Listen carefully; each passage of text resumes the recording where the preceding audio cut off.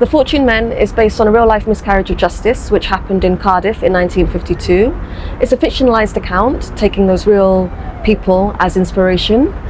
And it's also a look at love, at how people deal with grief, and how people are undaunted in the face of power. Thankfully, the case file was open at the National Archives, so that was the base of my research.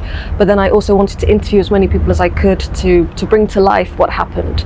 So I met with people in London, in Cardiff, in Somaliland, anyone and everyone who could tell me more about what happened to Mahmoud Matan. The chief thing that probably worked against him was institutional racism. And I don't think that has changed as much as we would like in this country. And then globally as well, various forms of discrimination mean that the justice systems across the world are imperfect and often quite brutal towards the most marginalized people.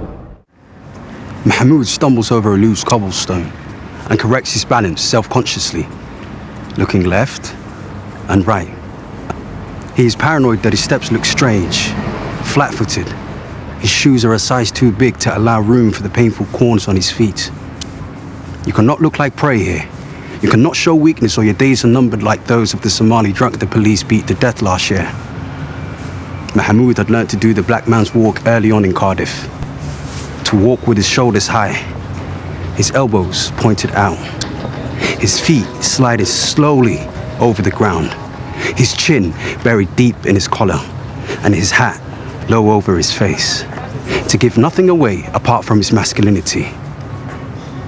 A human silhouette in motion. He has perfected not being seen. He knows people call him the ghost. And it satisfies him.